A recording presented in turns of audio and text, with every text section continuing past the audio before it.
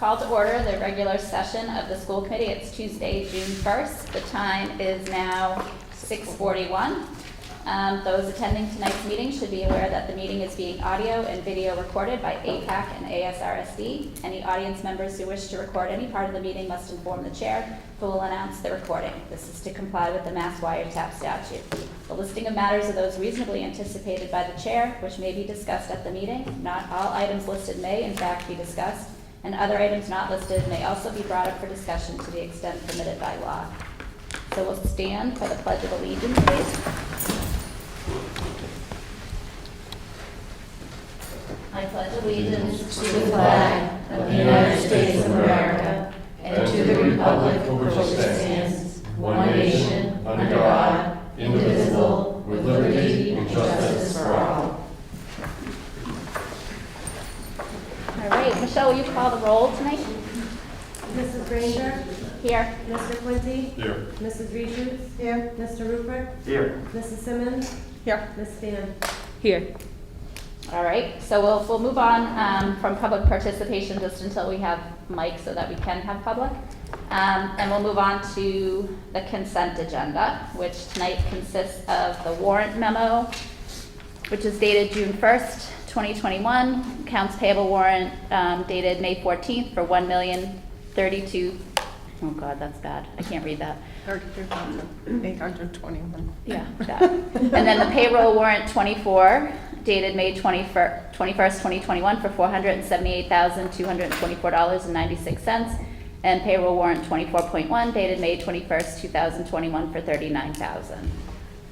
There's also a donation from the Groton School of 24 Zenith helmets to the Air Shirley Regional High School football program, which is nice and generous. I think I saw somewhere, I'm trying to get there, but it looked like those helmets were valued at, how much were they per? 200 per. 200 per helmet, so that's a very generous donation from the Groton School. So I'll entertain a motion to approve tonight's consent agenda. Make a motion to approve tonight's consent edition and accept the donation from Groton School of 24 Zenith football helmets. Second. Moved and seconded. All those in favor, please say aye. Aye. Any opposed? None? Okay, great. So we'll move on to new business, which is the recognition of our retirees with Dr. Malone. Thank you, Madam Chair. I apologize that my podium isn't here. We're still getting used to in-person meetings, but they would stand up. So first I'd like to recognize Mary Ford. Mary started in September 1999 in the Shirley Public Schools as a special education paraprofessional for $8 per hour. In January, she got a big boost to her hourly wage and went to $8.71 per hour. In April of 2000, she became a permanent sub, and then she became a permanent grade 6 science teacher in the fall of 2000. As Mary informed me, she never got promoted beyond 6th grade. We had a conversation last Thursday. Mary has been quite involved in the district outside of the classroom. She has mentored teachers, she organized the STEM program last year, she's organized curriculum nights, and other efforts that you've put forth. You've always put the children first. She has been a ski club advisor for students since 2001. And in looking through her evaluations, she received glowing appraisals. And this one stuck out for me in a summative report written in 2001 by Richard Malloy.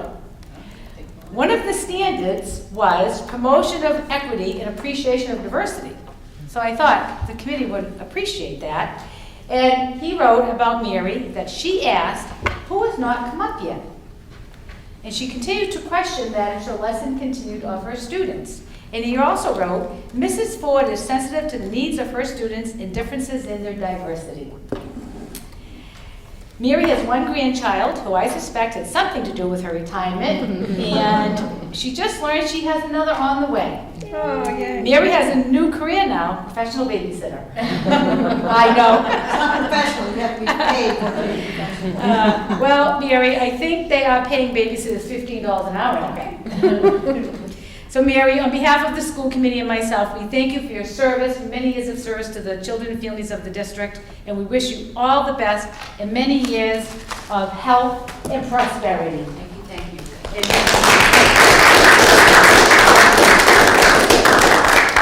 Thank you for coming. You're welcome. Our next retiree that was able to join us this evening is Rebecca Dowdy. Rebecca was hired as a substitute in October of 2000. In January of 2001, she was hired as a part-time assistant for early learning. She became a full-time teaching assistant at the Devon School in September of 2001.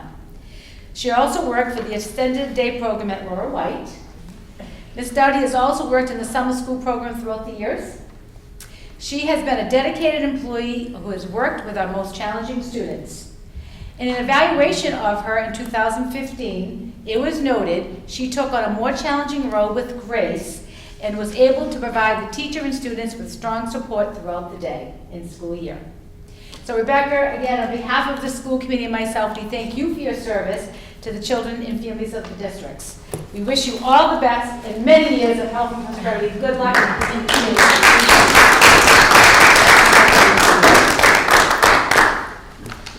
And if either one of you would like to say anything, certainly feel free. Not putting you on the spot.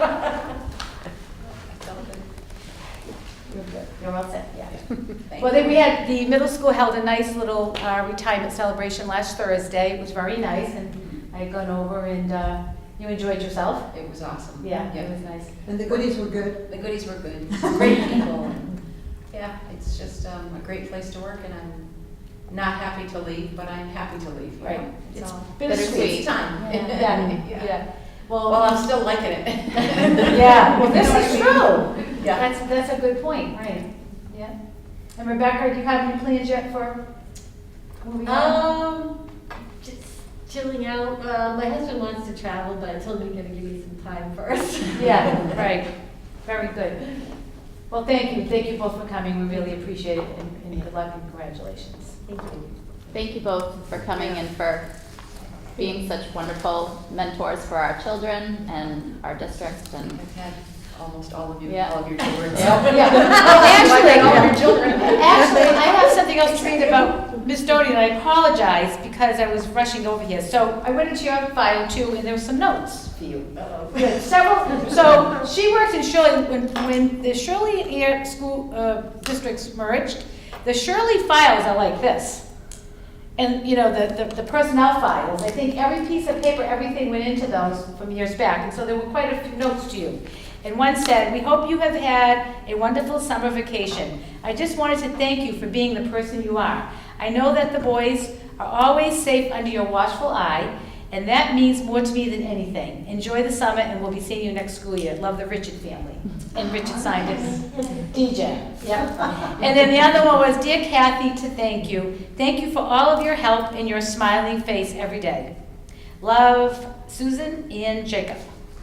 So, I thought you'd appreciate those Yes, notes. I do. Yeah, I'm sorry. Yeah. You forget about those little things. Yeah, well, you can look in your file, you know, anytime, there's lots of them in there. Yeah. So I think there was even a little note card from, somebody must have sent you flowers and who they were from. That was in your file. wow. Yeah. I have to say, Mary saved our family quite a bit of money. I married into the Chipmans, and they're always like a half an hour late or 2 days late. Time is a relative thing. And she would always call in a panic a day or two after the ski passes were supposed to be in, and Mary had already put us in for them because she knew we were going to be. And for that, though, we were always waiting at the bus to help unload everything. So we worked on both sides. A lot of dark nights out there at the bus in the parking lot. Yeah. Very nice. Okay. Yeah. Enjoy your retirement. Thank you. Thank you. Take care, thank you. Say something. Good night. You can stay. Because we have to stay, doesn't mean you can stay. Thanks. Have a great night. Thank you. All right. So then we'll move on to item 7, Superintendent's Report. Dr. Malone. Sure, thank you. Just an update on the Page Hilltop Boiler Project. So after we reported to you that with the Univent work and such that the project increased to about 500 and I think it was 50,000. And so I went and started to do some research to see if I could get us into the accelerated repair program with MSBA. And I spoke to someone there last week, but unfortunately we are not eligible is they do not approve the installation of the univets. They only support the actual boiler room piece of it. So when we disaggregated the cost, we would not meet the threshold of required amount of $250,000. So unfortunately, we're not going to be able to submit to that program because the due date was this Tuesday, and I said, I was willing to write that, but again, we weren't eligible. Today I sent out a Blackboard notice to all the families. We received updates from the Commissioner, Department of Education last week. There were 2 guidance documents, here he is, that were sent out, updates to DESE COVID-19 guidance, and then the DESE COVID-19 safety standards for K-12 graduation ceremonies. Michelle, we could put those in the drive? I'm sorry, I was typing, I was not listening. You're not listening? Just kidding. Did we put those 2 documents in the drive? Disclosure, yes, I did. Okay, thank you. Sorry, we were, anyways. So I just wanted to point out for the committee, if you're not a parent in the district, that the core mitigation strategies that have been in place will remain for the remainder of the school year. Masks wearing on the buses and indoors, hand washing and hygiene, staying home and sick, assigned seating, and physical distancing. Masks are not required outdoors, however, they are encouraged for adults who have not been vaccinated.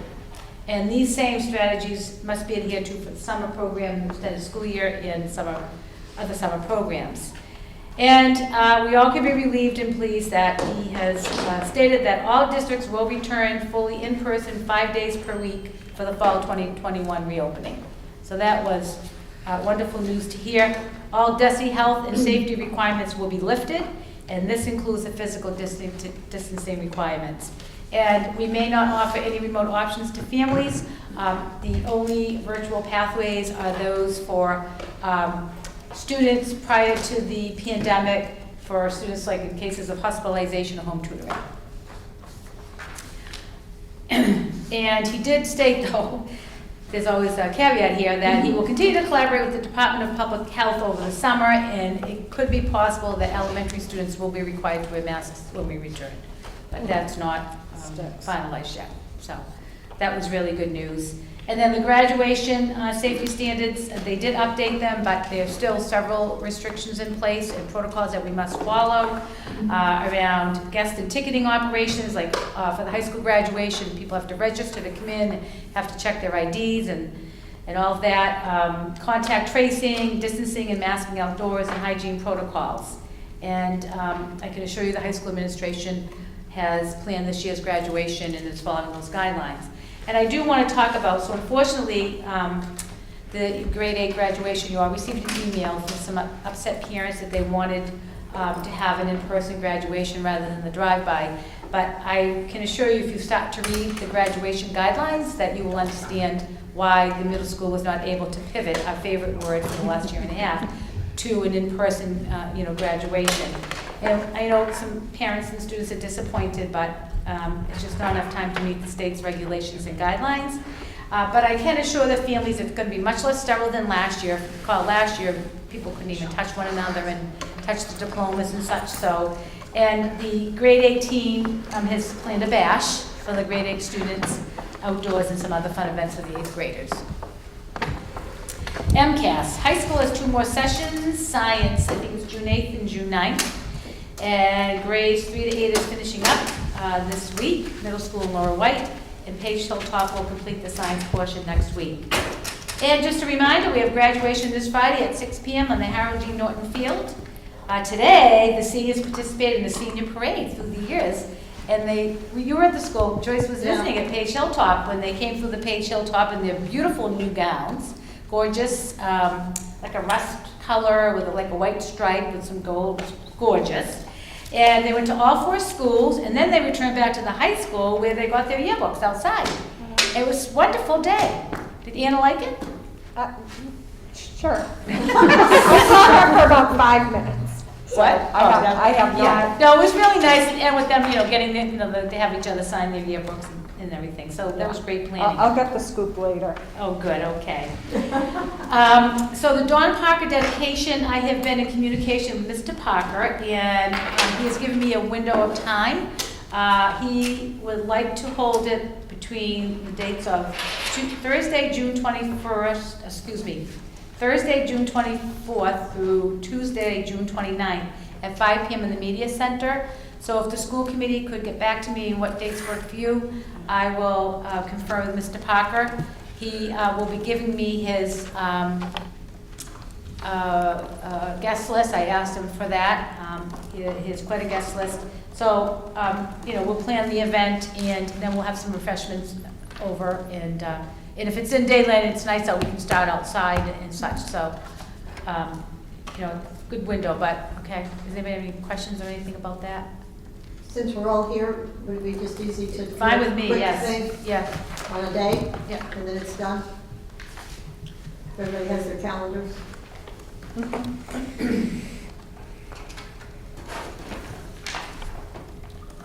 So the 24th is a Thursday, and then we can go into the next week, the Monday, the 28th. I like Monday the 28th personally. You would, I'm sorry? I Monday, said the 28th. yes, Monday the prefer the 28th.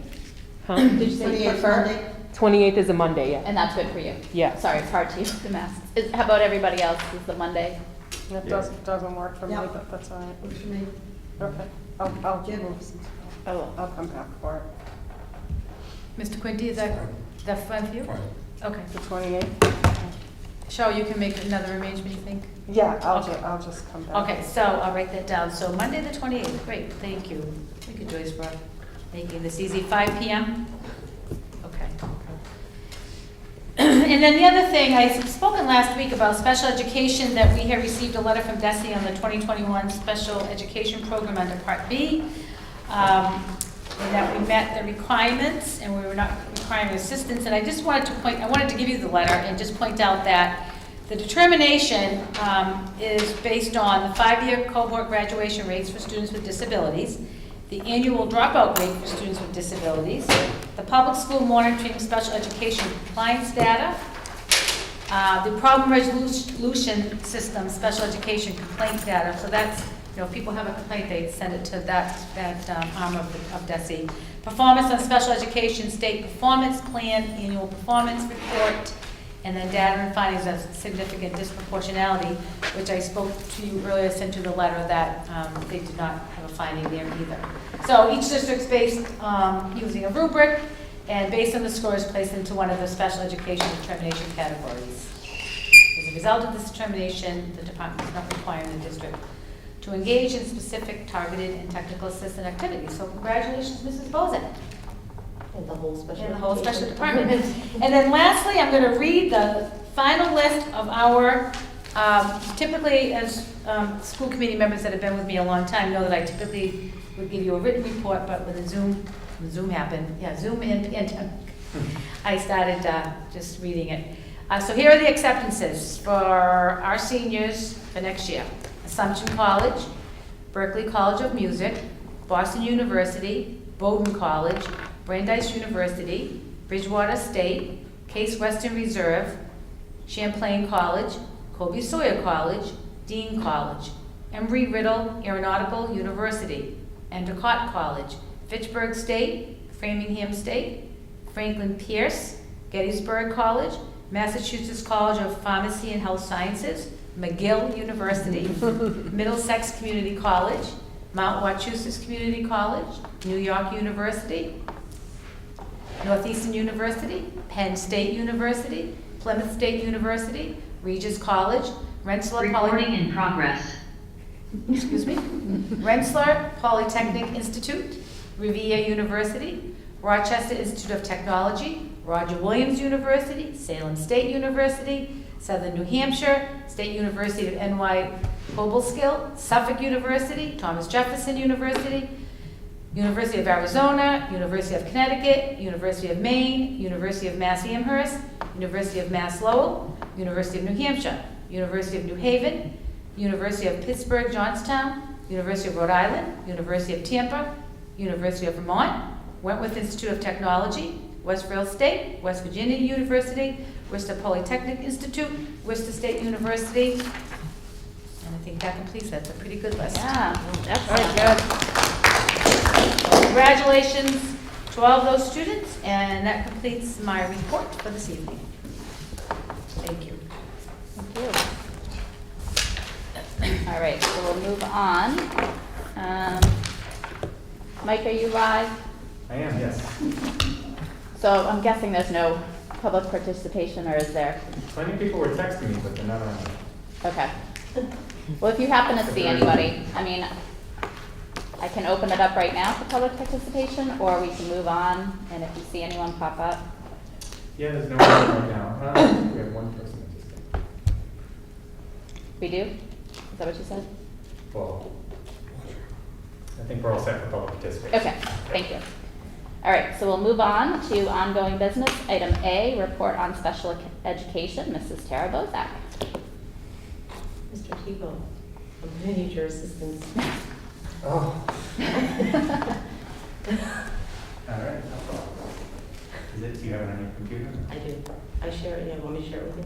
Sure, no, Do you want to move on to the next item? Sure, yeah, so we'll move on to the recommendation to accept school choice students for the 2021-22 school year while Mrs. Bozak and Mr. Tebow work out the kinks. All right, thank you, Madam Chair. So, in your drive, you have a memo from me, but also in your drive is a very long document, and I really put this for our new members to show them, and I know it's small, but when I came here in 2014-15, I started this sheet, and I've kept it every single year. And the reason why is because I didn't have a handle as a new superintendent on the number of students, special ed students, English learners, school choice, all of those numbers. So I have continued to carry it over every single year. And so now we end up with, so then when we start the budget, we do a projected enrollment for the next school year. So the very last column is, this is for the, where is it? The projected enrollment. Where is she? For next year. So that's the very last column, and it's in red. And as you know, we've had enrollment projections done by NESDAQ, and we know that pretty much the birth rate here is pretty flat, and so our enrollment is going to stay pretty flat.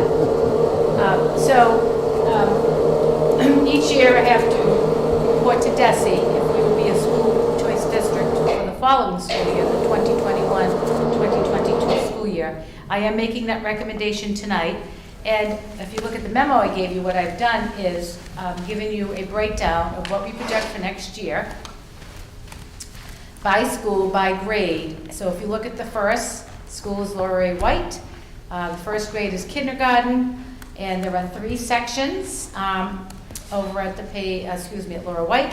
Right now we have 38 students projected, which is a student-teacher ratio of 12.7. Now, that number seems low to you, but we will get many more registrations over the summer. We do every year, all the way up through August. So every year I might struggle a little bit with sections because we don't want to have, sections that are too low. So if you go down to the right column, you'll see the student-teacher ratios in the district, I think, which is a really important number, ranging, if you look at grade 1, 19, at Laura White, grade 2, 19, grade 3, 14.7, that's always been low since kindergarten, but looking at the numbers behind it, if we were to reduce, so say I reduce that to 2 sections, then you would have, 22 students in 2 classrooms, and if you get additional students, so we just, it was an anomaly, and we just kept moving forward. So you'll see all the numbers. If you go down to page Hilltop Pre-K, and I'm going to give you some other perspective when we turn this over, but right now we have 56 preschoolers registered, which is pretty good, because at the preschool we can only have a maximum of 15 students per section. And what happens, we have what we call an integrated preschool, which means we have special education students, and so the ratio always has to be 1 more typical. So say that the maximum enrollment is 15 per section, we can have 8 typical and 7 special education students, okay? And Page Hilltop, our enrollment is actually better than it's been in the past at the kindergarten, 63 students. So, and you can go down and you can see the numbers at Page Hilltop, those ratios. So I've said every single meeting we've had when I do this that we have excellent teacher-student ratios in this district, very small class sizes. if you turn, or for me, I've turned it over, I've given you a couple of things. So I give you a reasonable class size chart. So typically throughout the state and the Commonwealth, and I've presented this before, I just told you about pre-K, K to 2, average class size would be 18 to 20. Now that doesn't mean there are many kindergarten classrooms that have 23, 24 students in them, because there are many. And I've always said, when I came, you always offered free full-day K, and you offered a full-time paraprofessional, which again, when I came from Haverhill, they had a 0.5. So 2 kindergarten classrooms, 1 paraprofessional was shared, morning, afternoon. So again, very fortunate here. And then 3 to 5 goes up a little bit, 22 to 25, 6 to 8, in high school, 24 to 28. But our current class size at the high school is ranging from 7 to 21 students, because you have, some electives are smaller than others. So again, great enrollments there. And I already talked about the enrollment sheets that are in the drive, and if you have any questions, I'm happy to print out larger versions for you. But right now, for grade 8, we have 30 students that are going to the Neshoba Tech, which is what we have about every year, for a waitlisted, which means they might have to make some improvements in whether it's attendance or discipline or such. And then we have possibly going to Monty Tech, 3 students. They're currently school choice students. And I guess their option is they want to go to the Neshoba Tech. And then we have 1 that might go to Shawshing who's going to move. And then we have 3 that may attend private schools. And then you know that the Parker Charter Schools, grades 7 through 12, we have 4 6th graders that will more than likely be attending at the Parker Charter due to a sibling. Okay? Dr. Malone, can I just ask you a question on, Sure. So with those 8th grade students attending other schools, is the number that's reflected for the 9th grade excluding those kids, or does it include those? No, we didn't, I'm sorry that didn't get updated, because we worked a lot on this today. So the 136 that are in the 8th grade at the middle school now, so we're looking at about 103 or 100, right, if you add going to the, so it'll be larger than the freshman classes we've had prior, which is good.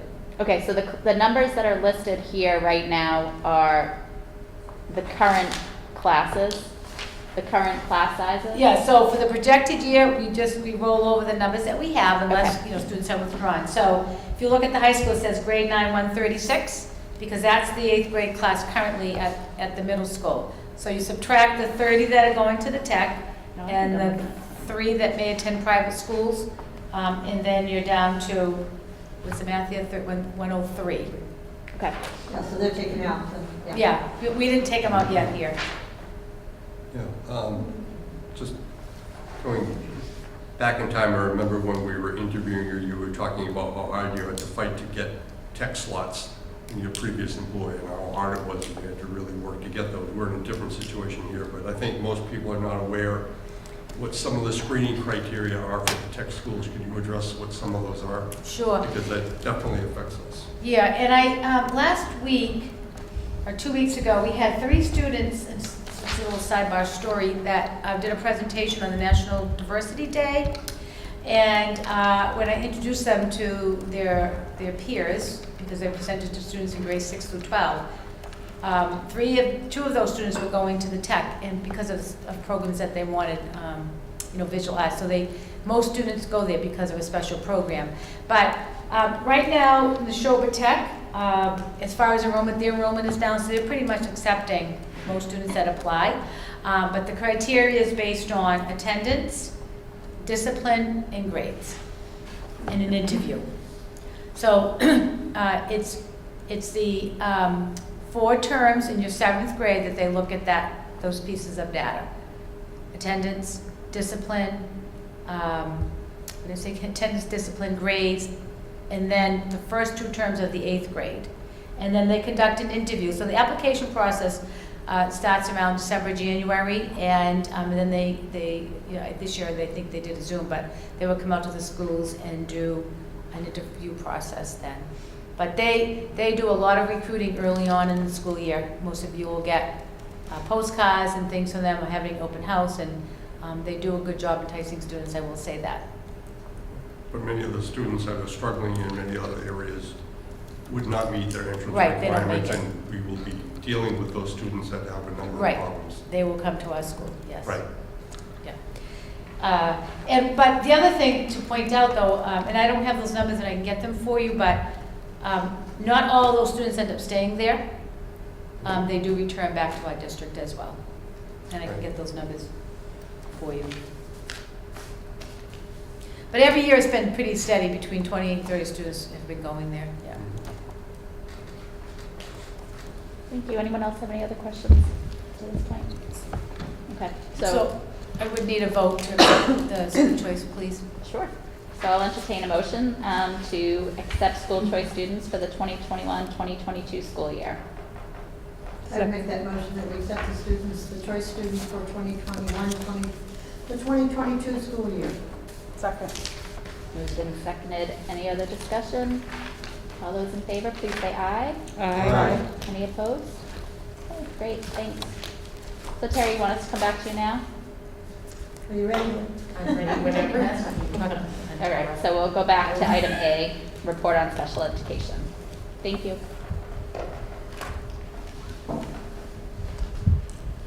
Yeah, I'll just Good? for Okay. you.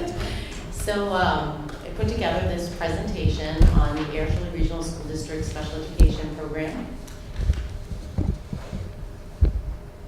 And I just put down myself, the Director of Special Education, Mary Beth Hamill, the Director of Student Services. I have a new educational team leader for the middle and high school, Ms. Jennifer Kuiper, and Linda Burnell, the elementary educational team leader. The special education service providers within our school district are licensed special educators. We have inclusion, small groups, substantially separate programs, related service providers, board certified behavior analyst, occupational therapists, school psychologists, speech and language pathologists, contracted service providers, augmentative and alternative communication specialist, assistive technology specialist, physical therapist, board certified audiologist, orientation and mobility specialist, and teacher of the deaf and hard of hearing, preschool applied behavior analysis and ABA specialist, and our paraprofessionals. So the special education programs at Ayrshire Regional School District are our Early Learning Center, which is integrated preschool program servicing students ages 3 to 5 years old. We have our structured learning centers, which are called the SLCs. Those are located in Laura A. White, the Ayrshire Regional Middle School, the Ayrshire Regional High School. They are designed to serve students with educational needs due to a diagnosis of autism spectrum disorder and/or other related disabilities such as developmental delay, intellectual impairment, and significant social and/or sensory needs. Our adaptive learning centers, our ALCs, we have those located at the Ayrshire Regional Middle School and the Ayrshire Regional High School. Services students whose primary disability may include cognitive disabilities, physical challenges, complex medical needs, multiple disabilities, and/or communication needs that require a high level of individualization and support. Then we have our student support centers, our SSCs, and those are located within the Page Hill building, the Ayrshire Regional Middle School, and the Ayrshire Regional High School. Those provide academic, behavior, and social emotional supports that facilitate improved functioning in all areas. The Student Support Center serves students with average cognitive abilities who have had difficulty making effective progress in a fully included program due to a primary emotional disability or behavioral disorder. Do you have any questions on those programs? Do you want me to ask as I'm going? Yeah. Quinty. I mean, we have a lot of,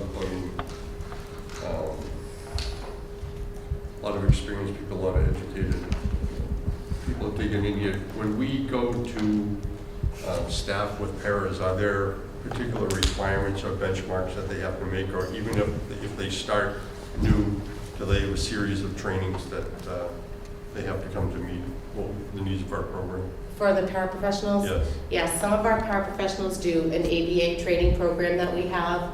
We often offer CPI courses throughout there. I have met with the paraprofessionals in the student support centers with the special education teachers, and we talk about each of the students that are in there and what some of their behaviors may look like or their social emotional challenges may be. The BCBA for the district and the one that we are contracting out through Keystone works with the programs that are working with students with an autism diagnosis or behavioral challenges. So we're constantly trying to bring in as much professional development as they need or ask for. And I think you're asking, so the paraprofessionals they either have to have an associate's degree, or they have to pass what they call the para-pro exam. Oh, yes. Yeah.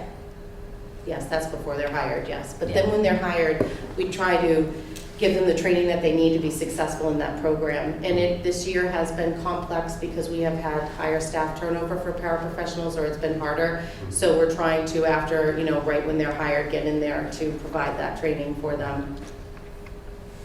Thank you. And the other thing, just to point out for our 2 new members, is because we have 2 elementary schools, you'll notice that Laura White has the Structured Learning Center and Paige Hilltop has the Student Support Center. So we wouldn't put both programs in both schools. So if students at the elementary level qualify for either one of those programs, then we provide transportation to each school, those students. And I already told you about the English learners, just as in the elementary school, if they're beginners, or what we call newcomers, then they go to the Paige Hilltop and we transport them.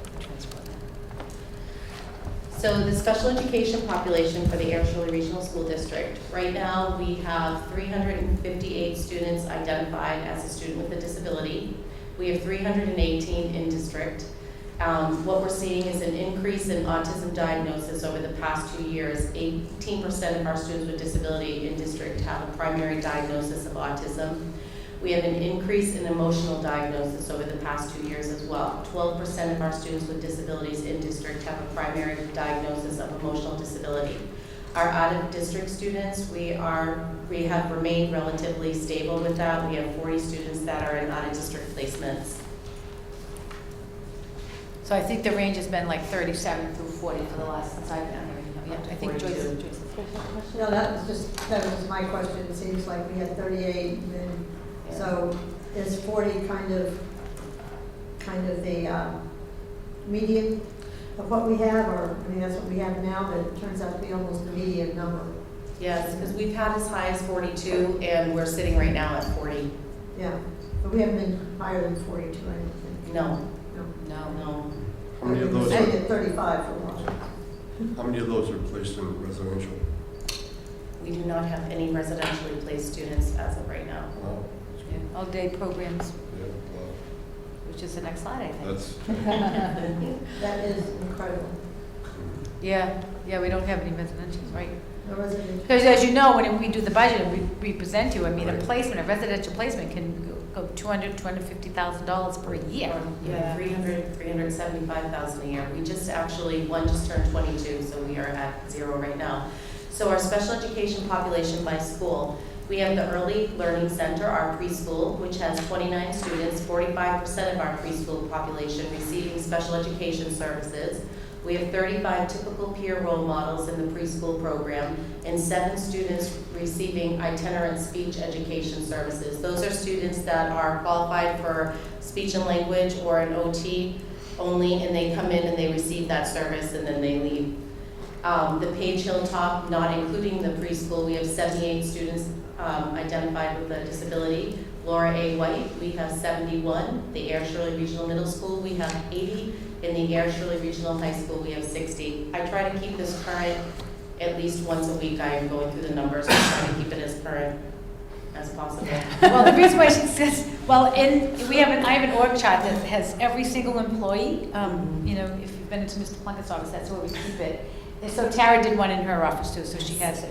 Yes, so now when she calls me at the last minute, I say, wait a minute, you have 17 in this grade and. Well, it's important to do that because It there's is. team meetings like every week. Right. Yes. So You need to know kids are which coming in, kids are It's like a leaving. revolving door. Yeah. Absolutely. Mr. Jim has another question. yeah, of the students that show up for preschool, we have 40% of the preschool population that are identified here. How many are identified during screening and how many are like presented by their parents saying, well, these are certain things that, you know, the medical community has already identified and we want to discuss that?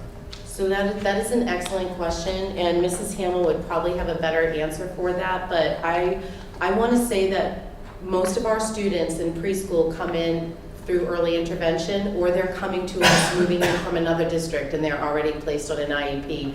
We do have child find, like I send out child find letters to the hospital, the pediatricians around here, the like Air Kitty Depot, Air Community School, the Guild, all of them, so that if there is a child that they are, you know, that they may have concerns about, that they're reaching out to us as early as possible. And that is a small percentage that we have. I did just have a pediatrician send something in for a preschool student, but primarily they're coming out of early intervention, so they're already receiving services. But that is a good question. I could probably get more information on that too from Mary Beth. I'm gonna write that home. So to tack on to that, so the early intervention kids, they come to where? Because they're here, right, in our district.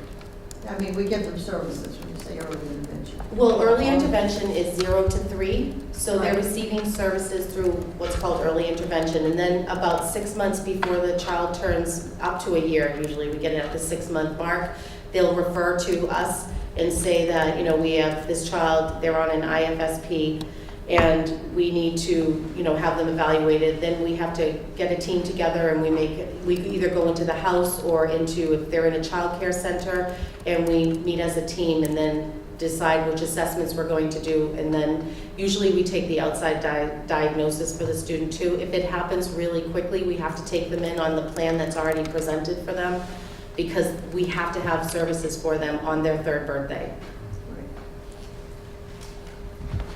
Anyone else, any other questions? Okay. Yeah, look at this slide for this one. So we have 25 students in collaborative placements. We work with Keystone, CAPS, Valley Collaborative, Accept Collaborative, Case Collaborative, and Assabet Valley. We have 2 students that are in public day school placement over at North Middlesex Gateway. Private school placements, we have 13 students. They are placed at Lighthouse, Dr. Franklin Perkins, Melmark, Cotting School, RFK, Don Watson Academy, Summit Academy, Center for Applied Behavioral Instruction, New England Center for Children, the Learning Center for the Deaf School. 16 students, or 39% of our students placed in out-of-district placements, moved into either Air or Shirley, already placed in an out-of-district placement. I felt like that was a good piece of information for you to have. Tara, can I ask you a quick question? Sure. What determines which collaborative students are placed in? Is it, I mean, do they offer different services, or is it, like, how do you determine which collaborative? So we try to work primarily with the ones that we belong to. Like, we are a member of Keystone, we were a member of CAPS, and we still have a strong relationship with them, as well as Valley Collaborative. Oftentimes, a student will move in and they're already in a placement. Okay. We try to keep their travel time as close to living at home as possible, because honestly, until you have to do this job and you're driving an hour and 10 minutes to a placement, that adds another 2.5 hours to a student's day. And then if you think about like inclement weather, car accident, things like that. So we try to work within there. We get to know these placements really well by, you know, figuring out what services do they offer, which do they not offer, but then contract people in to use. It really is a team decision. We'll oftentimes have somebody come to a team meeting and they'll have already like 4 placements that they want to know, and they may not know information that we already know. So we try to have a really open discussion at the team meeting on, you know, what services are available at each placement, and work collaboratively with the families. But if we have a student move in and they're in a placement and it's like an hour away, we do reserve the right to then hold and reconvene the team, have a meeting, and talk about the placements that we currently use.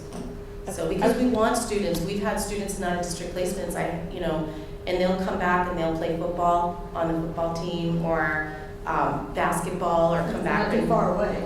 Yeah, and if then they don't get to do that. We want them as much as a member of their community as possible, so. I knew we were a member of Keystone, so I wasn't sure why, Yeah. if you had to go with, obviously don't have to, but I was just curious about that, so thank you. And I just remind you that we have Keystone leases from us in 3 of our 4 buildings. They lease at Page Hilltop, at Laura White, and at the high school. And they did ask us if we had any space at the middle school, but there really isn't any space at the middle school. They'll be happy with the page Hilltop. I'll talk to you about that after. Just for people who might be like a little behind, like, remember yesterday, not today, Keystone used to be flat.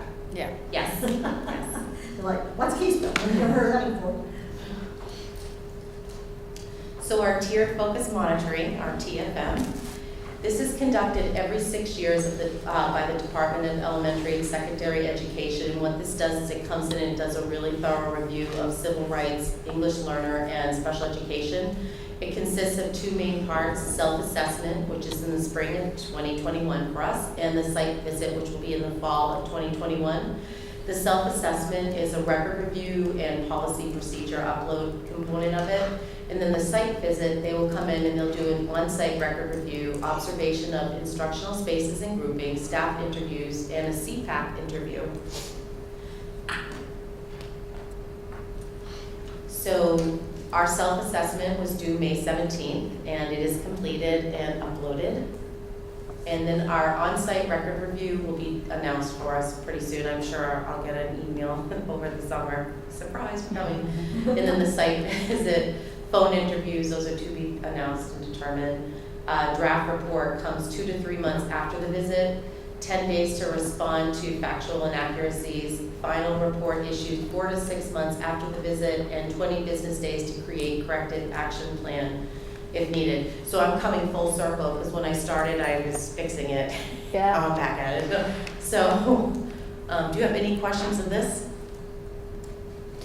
Yeah, so when you came, sorry, I just want to say for the members in here, so when you came in with this, like, 40, what did we have, 48? 44 corrective actions that got corrected, and then We had 0. Then we had 0, yeah. So I'm hoping that this one. That was in the mid-year review. Yeah. So they do a mid-year review in the 6 years, so it's every So it's 6 3 years, years. and they do a Yeah. mid-year review of the 3-year mark. Okay. And at that point, 3 years ago, we had 0. I remembered 0, and I couldn't remember when that was, so Yeah. it's- they do that's a a mid, really, okay. that's a Yeah. big deal for Yeah. a district. Huge Yeah. deal. Yeah, A mid-year. okay, good, thank you. So program development, these are things that we are either currently doing this year, such as the Wilson Level 1 certification. I feel very fortunate that both Dr. Malone and Mr. Caleri supported me in bringing in Wilson Level 1 certification training for our special education teachers. So the ones that were able to take it by the end of this year, I have a couple that might need to run into the summer, but I'm working with them on that. We'll have that certification. Next year, we are starting with year 2 of this, and we are bringing on more special education teachers to have this certification. And I've been able to go in and observe and to see the difference with the student reading from the beginning to like 6 weeks after to 12 weeks. It's just been incredible to see. It's a reading program. Yes, Well, reading. yes. You know about it. And then I will be doing an IEP development with Neshoba Valley Technical High School for the fall of 2021. We have set a professional development day together in October. Michelle Balhouni and I, we're going to do some IEP development with the staff. Spire reading program for special educators that will happen from kindergarten through grade 12 to give them another source to use, another training for reading, for some specialized reading. And then we are bringing the Crisis Prevention Institute training in. That's happening on June 22nd. And then the Special Education Parent Advisory Council, the CPAC, I'm going to work with CPAC to create surveys to parents of students with disabilities regarding the programming and professional development ideas. We're going to work together. How has CPAC been going? It seems like for as long as I've been here, it's pulling teeth. Trying to get enough parent involvement. I mean, we're required to have it, and the concept is terrific, but you end up having to browbeat some people into That's what I have to do. sitting on to do something, and it seems year after year after year, it's like, it's a really good idea, but something structurally is not working with that because it's just a nightmare all the time to get any kind of directive process. Is that any change in that at all? Well, I am happy to say that we have 4 members. We have 2 co-chairs, we have a secretary, we have a treasurer. I was on the phone Friday with one of the co-chairs for almost 2 hours. She actually wrote a letter to Dr. Malone and I about some of the things that she's brought in this year. And I would love for them to be able to come one night to school committee to talk to you, and then they, we can start working collaboratively together. It has been very hard, complex to get a CPAC. And I feel like now I want to do whatever we can to support this so that they will do that. And I am a firm believer in, bringing them food and coffee, and that worked. Like I stole her, then the pandemic came, but they stayed on. So on June 9th, one of the school counselors and one of the special education teachers, they are doing a presentation with CPAC.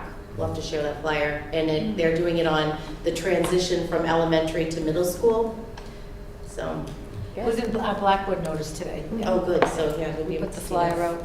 Yeah, if you could share that with us Yeah, too, so. so I'm excited, there are 4 members. Yeah, and if they're interested, we'd love to Are have you them. doing that in person at this point, with all the changes and lifting, I am lifting not- stuff?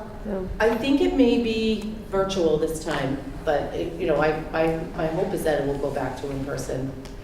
And I think what's hard for, when we're trying to establish a CPAC is, parents only have so much time, so they were going to other events and things like that. So I think now, they have this, it's working really well. We have had like 7 or 8 people attend, so it's more, so we're just trying to, think collaboratively to bring in more events so that, the movie thing, when I did the movies last year with them, that was a big event, that brought in a lot of people, so I'll be happy when we can start doing those things.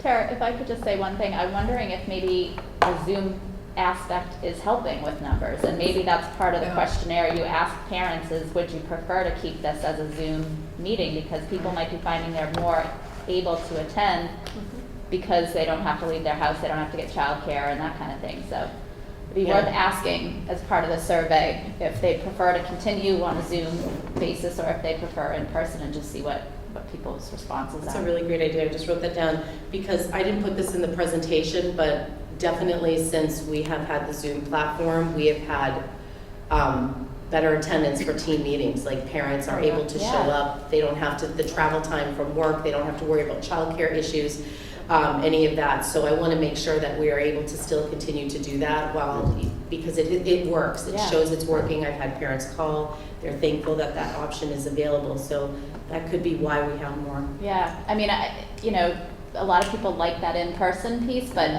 parents, maybe it's just an issue of not wanting to go out again at night or whatever their meetings are, and having that extra Childcare is probably. option. big Yeah, thing. the childcare is probably the big option, but, so it's worth asking. And when it's cold out, who wants to go out? Well, when you get home, you don't necessarily want to leave again, A so. lot of the population requires more care than a lot of other kids, so it's Exactly. not as easy for them.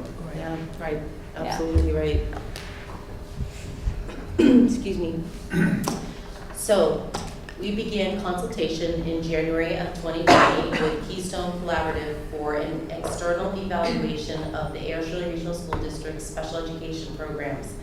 The final report will be furnished to the Director of Special Education by June 30th. And with this, we'll review the reports to create stronger programming for students with disabilities and build programming to keep students in their neighborhood school.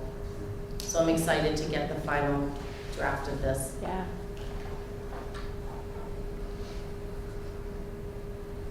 So some great things. It'd be interesting to have that information for the board, for the committee, I think.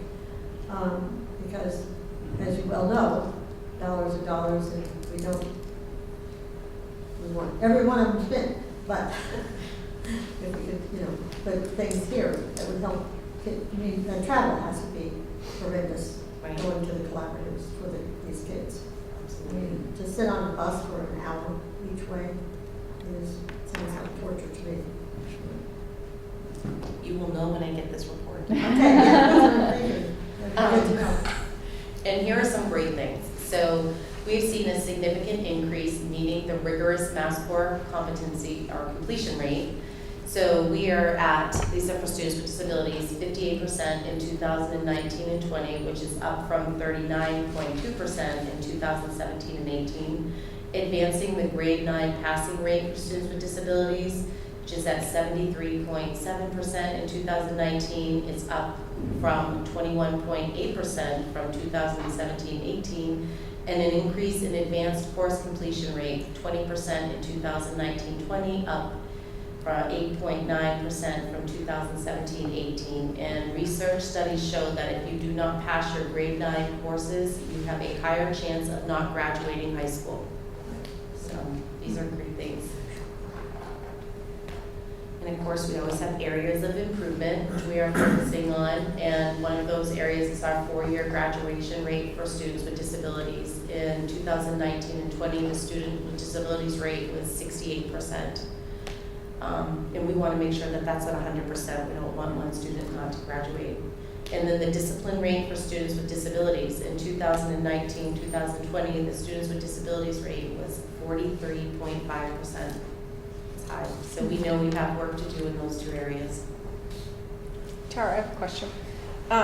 With the graduation rate, are you looking at that as a 4-year graduation? Are some of those kids counted as not graduating, but they're doing a 5th year? No. Well, they do, because the report that I just shared with you, that report that we got from Oh, Destin, yeah. says the 5-year. They look at the 5-year, right, so. Oh, I see. So the goal is- I'm just saying that number can be a little misleading Yeah. because some kids with disabilities are in school a little longer So, to meet their needs, yeah. so that's the 4-year rate, 68%, and the 5-year rate?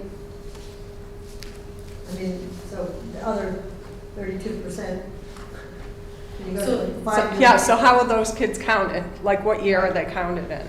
So then they get Well- counted to the next year as the percentage? Do you know what I'm saying? They must be.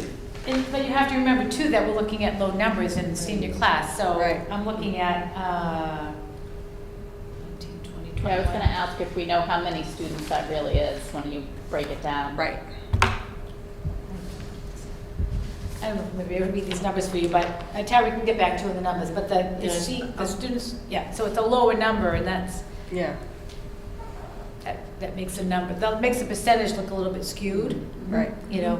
Yeah, If you had 100 students, and only percentage- 68% are graduating, that would mean, you know, quite a 32 students aren't graduating. But I think they look at it like when you take that number, you take, maybe you had, I'm going to just throw 18 students, and 4 of them dropped out of school. So they would look at that percentage out of the 18 students.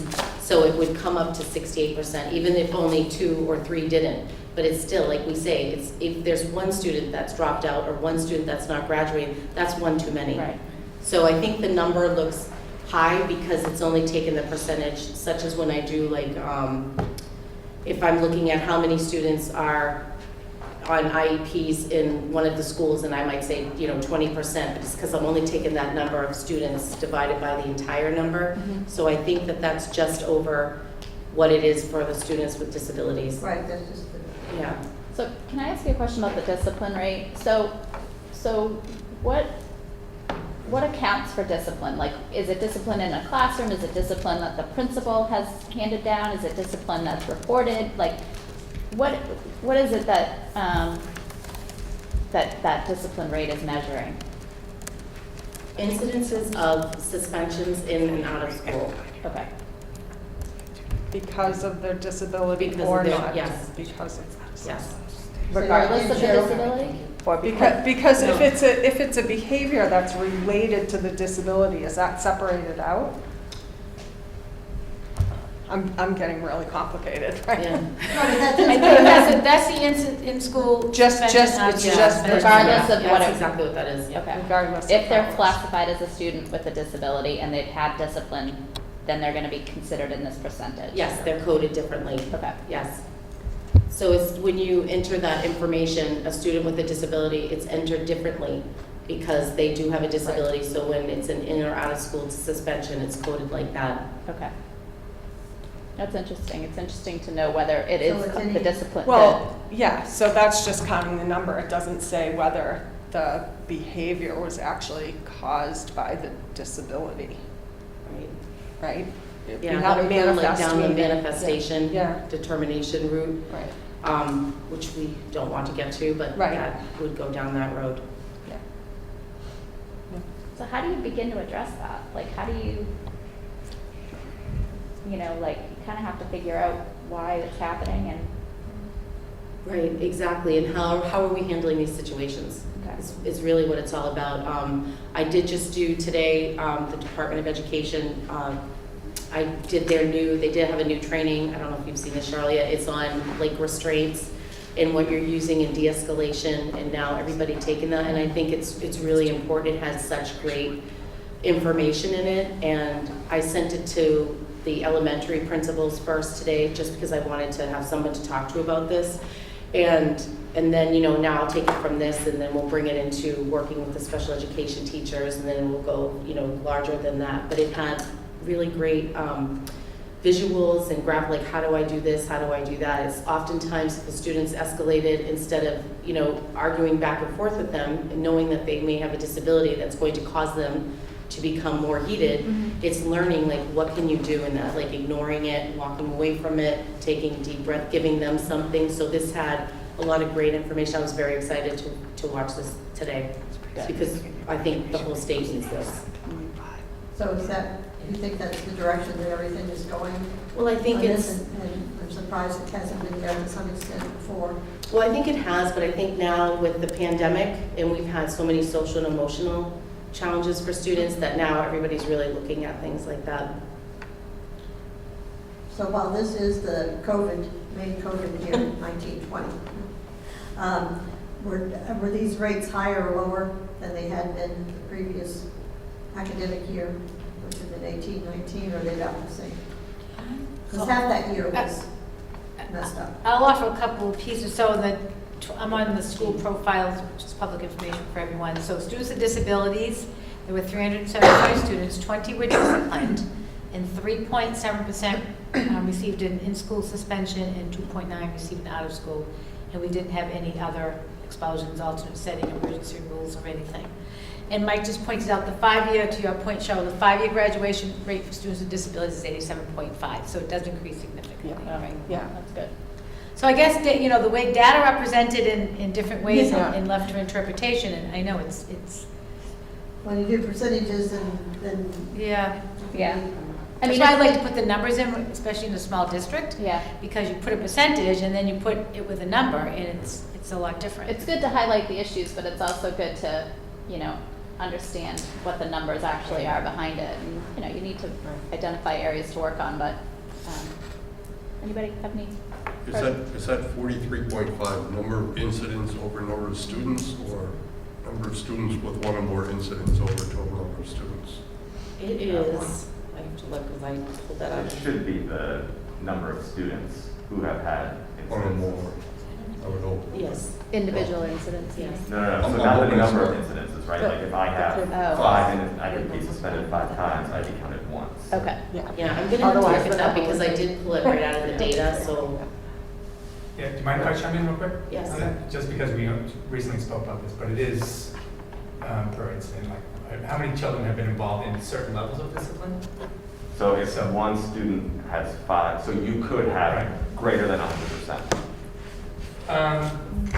No, it's just that one student has been in at Okay. least one So, instance. Yeah, one or more.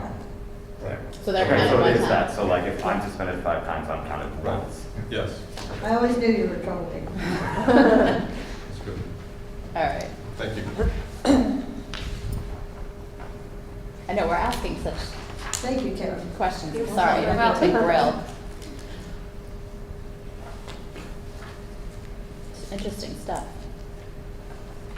So when we get to our 6-year review, and they're here visiting, chuckle, next year, do they kind of give you indications as they go along?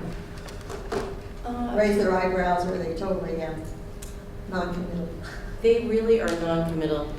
So, If they keep calling me back, then I realize something's going on. so I think when you look at that number, that 43.5% is out of the total number of students being disciplined.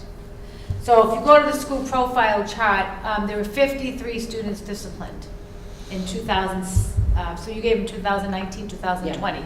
So 2019, 2020, the total number of students disciplined in the district for in-school and out-of-school suspensions was 46, 2.7%. Out of those 46, 20 of those were students with disabilities. That's how you have to look at the number. Yeah, so when you do Okay, the so it's a lot percentage, different it's than, like that. Okay. okay, does that make more sense? Yes. Yeah. And is this district-wide or like all ages?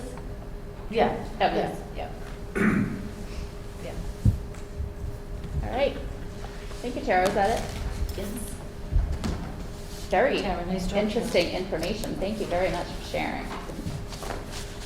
Anybody have any questions for Tara?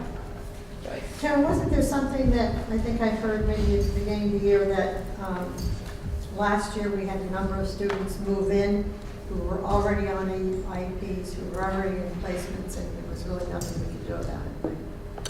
Yes, I put that in one of the PowerPoints Did I miss it? slides that we had, Yeah, you said like 38% or something like that?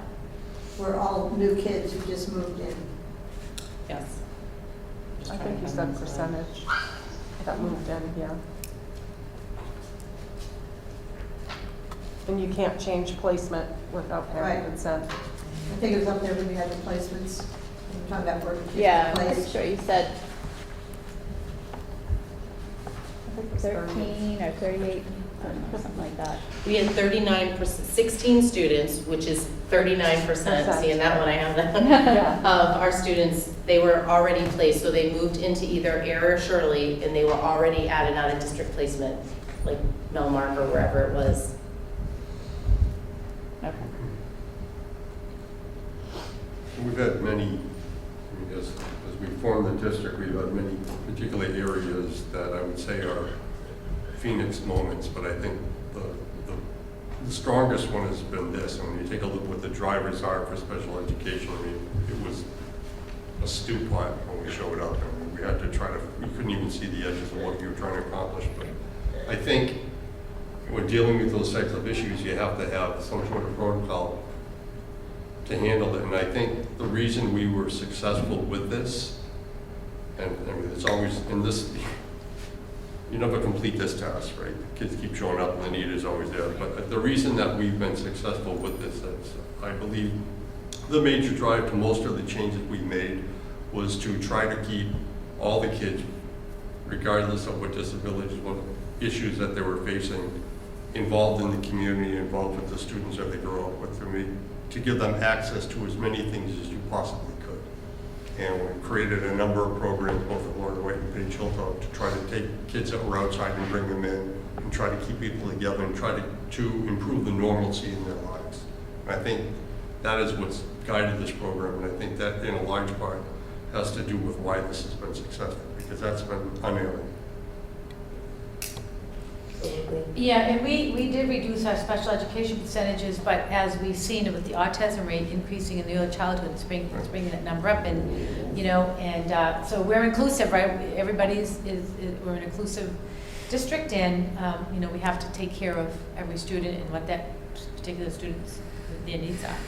So to that point, are you seeing, like, we have sufficient staffing for the programs we already have, or are we looking like we may have to increase some staffing with the increase in the autism numbers? I do, I am thinking that that's probably what's going to have to happen with the increase in autism. I feel as though the preschool right now has, you know, it's really strong and has a lot of supports in place, but now we are moving these students from preschool into kindergarten. And we have to make sure that they're adequately supported so that we don't lose them to out-of-district placements. So I'm gonna look at the data with that with Mrs. Hamill, as well as this outside report, because that is something that he's already he has spoken to me about that as well. So we wanna make sure that they are getting what they need so that they're continuing to strive. Right, we want to be able to continue to service them in our Absolutely. Yeah, we do, and I would Yes. encourage you, you know, our preschool, I mean, the year's going to be coming to a close, but we still have 3 weeks. If you wanted to come in and observe those classrooms and see the work that those ABA specialists and those teachers do with those little children, you'd be, you know, I think you'd be very proud of what the service that we do provide in the district and the need of the students. I mean, there's a lot of physical need around 3-year-olds with autism, you know, runners, trying to leave, restraints, a lot of work, a lot. Yes. So, So do we see the pool of staff out there to bring the proper people in. I would think that this is something, this is not just us, this No, is it's not. everywhere. It is It's a everywhere. demand Yes. for trained professionals or trained enough to help, at least, even the parents and stuff. Right. Are we thinking of setting up our own program of training at some point? We have been doing that. We've been using the BCBA's to bring in training for the paraprofessionals, and that has worked really well. And that's another thing that we have identified too through doing this external review, is that we need to just bring in a little bit more, you know, some on severe needs, that training for paraprofessionals, because we have the special educator in there, but, you know, they're responsible if there's a classroom of 12, all 12 of them. But yet it's the paraprofessionals that are really in there oftentimes, like, doing that really difficult work. So we need to make sure that we're supporting them and giving them the training that they need. And we have students that require discrete trials, and making sure that we have the staff that is prepared to do that. Because everybody has to be looking for those people. They are. It is, yes, absolutely. So we have to create your own. I'll be calling you, Joyce. Well, you know, and we've talked about the professional development, that professional development, it's really hard. I think, you know, we offer really strong professional development, but you only have so many days. Right. So our special educators and our paraprofessionals are typically trained in special education, but then our special educators feel that they're not equipped to be our inclusion special educators that go into the classroom, want to be trained on the curriculum, you know, the curriculum being taught as we do the regular teachers, and it's very difficult to meet the need of everyone within the time that you have for school.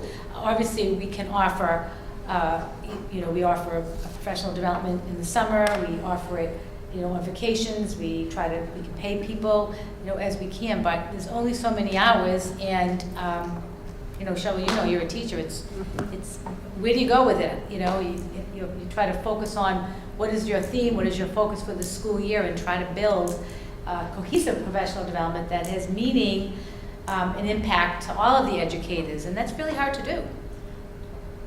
So are your collaboratives doing anything like that? So is Professional Keystone development? looking at that as, I mean, we try to help, I always have to think about it, but, you know, because we have so many rooms where we have that they use at a good rate. He has been excellent to work with. Should they be a resource for the staff that we need? So should they be training more than just for their own needs, so that they don't have so many needs, because at some point they're going to run out of the world? They have been conducting a lot of professional development for us. They are doing, he has certified staff to do the CPI training that we're doing. So they're conducting that. They've gone in, his BCBA, we had contracted with her. She's gone into the classrooms, the SLC classrooms, to work with the special education teachers and the paraprofessionals on ABA methodology and, you know, understanding complex diagnoses.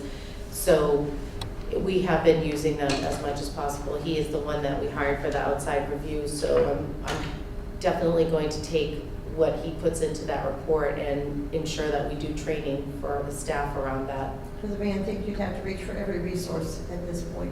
Yes. You know, getting kids back in school, which will maybe free up It's- from it's- home, so they can be paraprofessionals. Yes. I mean, we do a cluster coaching model that's been, it's a very effective model in schools, but then the teachers are out of the classroom, and then they feel, you know, very stressed because they're not in the classrooms, and so it's really hard to find the right mix for people, because we say, well, you know, cluster coaching is so effective where a teacher does a model lesson and other teachers observe, and then you're a facilitator, and then you debrief after, which is very effective. But again, it's a half a morning, and getting substitute teachers is really difficult. It's another barrier that we've had, obviously this year, really difficult, but we were smart to hire long-term subs for each building, which has been very helpful, which we're putting in next year's grant, the ESSER2 grant. And we try out different models and different ways to provide our teachers with robust professional development and, support them then to apply it to the classroom. So it's not just you have a 3-hour training, I know everything, let me go in. It takes support into the classroom as well. Support and feedback and coaching So for that- application. Yeah, so that brings up a real interesting thing. So if you have some of your subs, because some of these paraprofessionals are going to be out, and you can't just dump the kid into the corner, right? And so are we doing, or should we do, or does anybody do, basically training for our substitute list to take over paraprofessional positions and do it properly? Well, what happens typically in the schools, if you have a teacher out, typically they'll move the paraprofessional into the teacher's job. The I'm teachers talking about get, being the paraprofessional being out and the teacher going, wow! well, we try to bring in substitute paraprofessionals, yeah. But a lot of times what happens is, the teacher's out, the paraprofessional's moved up to the teacher's role, and then we can't backfill the paraprofessional's position. So, because the principals feel that the paraprofessional knows the students in that classroom and knows the students' Right, needs and is right, best right. suited, to be the teacher of record for that day, but it's still a challenge to then backfill the paraprofessional. And sometimes when they have the sub, they'll make that switch, and then substitutes can get frustrated because they say, well, I'm working for peanuts already, and now you're degrading me to a different, hourly wage because they're now the para. But the para gets a stipend increase if they do substitute for the teachers. So it's pretty complex and challenging. It's not simple. I know, shaky head, Joyce, right? It's but in all districts are really confronted with the same problems, not just us. So anyhow, Thank you, Tara. keep working at it. We keep trying. Yeah. All right. Anybody else? Any last questions? All right. Thank you very much. Thank you. For all your hard work. And we'll move on to the update on the Air Shirley Regional High School Fields Project. Dr. Malone. Sure, I don't have anything written for you. We had our first meeting today at 4:30.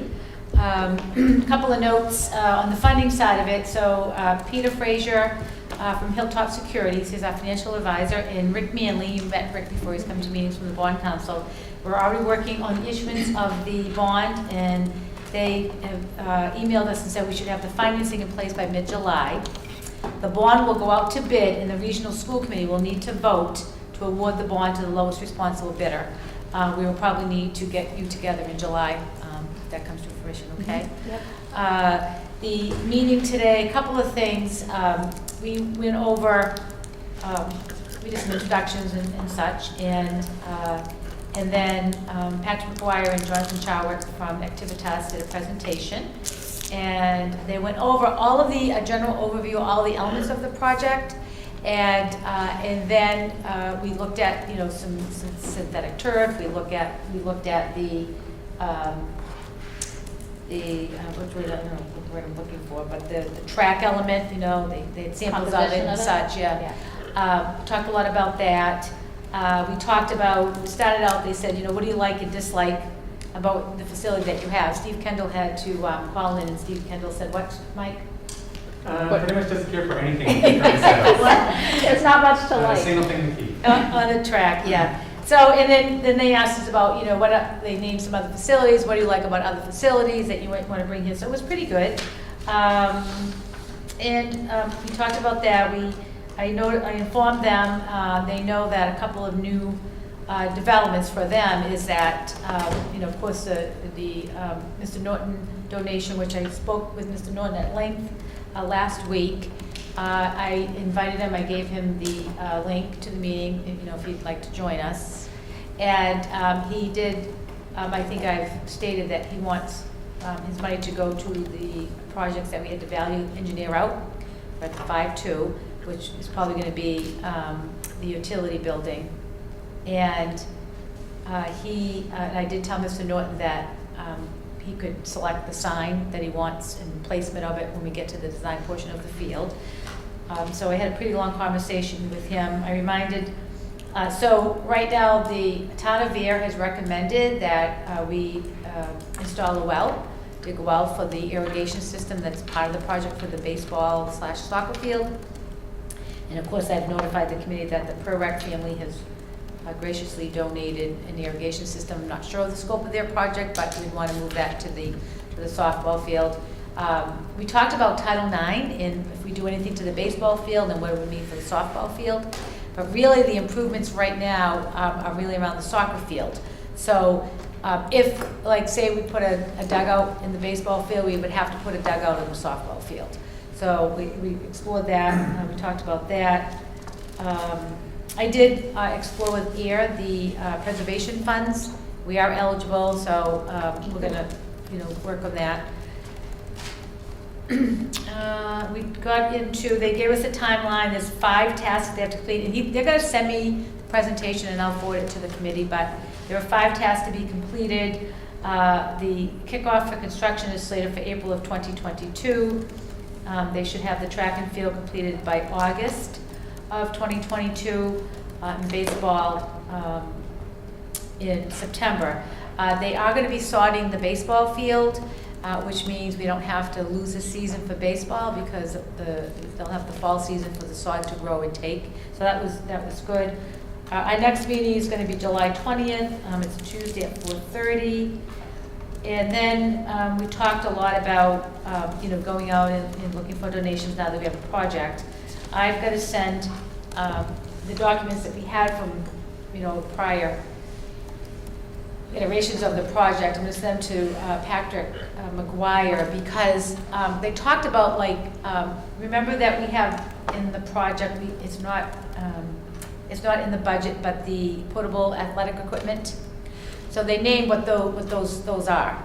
And sometimes people just like to buy parts of those and that. So they're going to give me a long list, if you will, of what people might be inclined to purchase. You can make a $100 donation, you can make a $500 donation, I mean, we're not looking. And so we're working on that.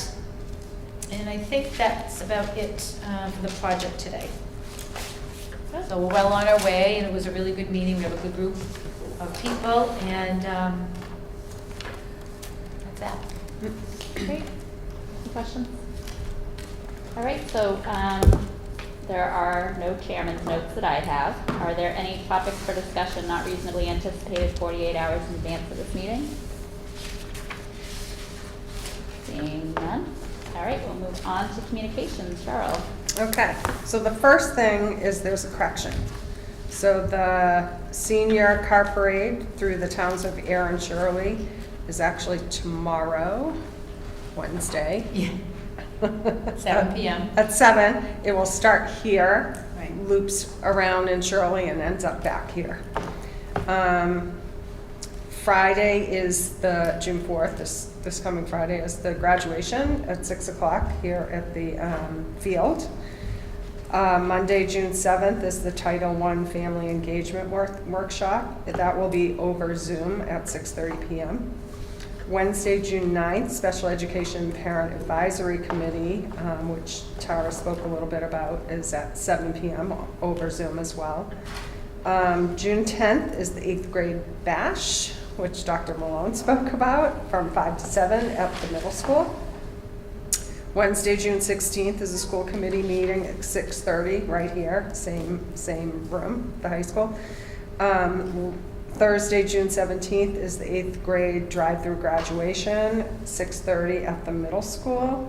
Friday, June 18th is a half a day, last day of school for grades preschool through 11. The dismissal time for the high school and middle school is 11:20, and for the elementary is 12:15. Lunch will not be served.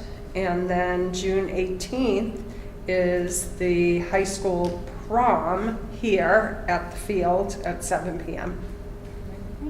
Thank you. That's it. And Madam Chair, if I might, for the school committee, for the new members, we're going to do the procession this year. So if you want to arrive about, I know the high school got in touch with you about 5:45, and there'll be people to direct you where we're going to go to walk in, and you'll have your seating. Reserved seating in the front. I don't think you're going to be able to sit on the stage this year. I'm not sure. I got to finalize with Mr. Christie. Now, are we wearing?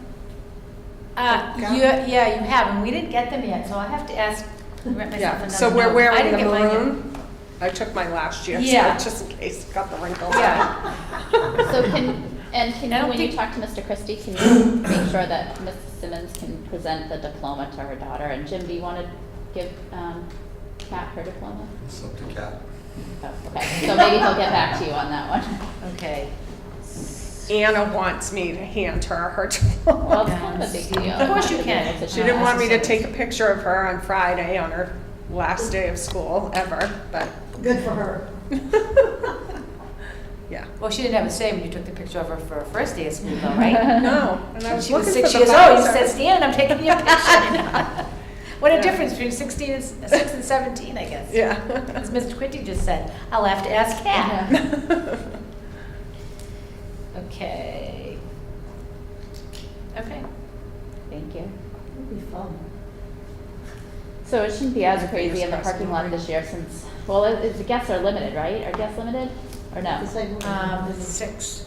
6 guests. Yeah, but they, you know, they're gonna work this week to get the At pods. least having it at 6 o'clock instead of high noon, you all won't get sunburned and die Oh of God, heat that was so stroke. hot. All right. The rain date is Saturday. I haven't heard the weather today, but they, Ooh, what time Saturday? We're not going inside? No, we Not can't. in COVID. We no, can't. we can't go inside. That auditorium is bigger than that. I know, but we have a Doesn't provision matter. to do an inside graduation with all the limitations. What time on Saturday? Um, To work. Yikes. Well, Mr. Christie told me today, let me just text him real quickly, give me 1 minute, please.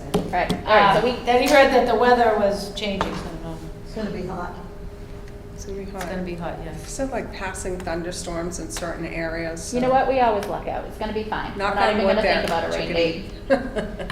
All right, so, while we can adjourn and you can tell us what he says after. So we're gonna adjourn the meeting and enter into executive session with no intention of returning to the open session. We do need a short executive session tonight. So this is for contract negotiations for non-unit personnel. So I'll entertain a motion to adjourn. Madam Chair, I make a motion to adjourn the meeting into executive session, only to return to close the main session. It's for contract negotiations for non-unit personnel. Oh, second. Okay, Sorry, so I was do we need a calling roll my call for notes. this one? I think we do, don't we? Yeah, for executive session, you want to do Yeah. it. Michelle, can you? Mrs. Granger, Aye. Mr. Quincy, All right. Mrs. Reeves, Aye. Mr. Ruprecht, Aye. Mrs. Simmons, Aye. Ms. Stan. Aye. All right, so we're adjourned at 8:08. Good night. Bye, Tara, thank you. Bye, thank you. Bye.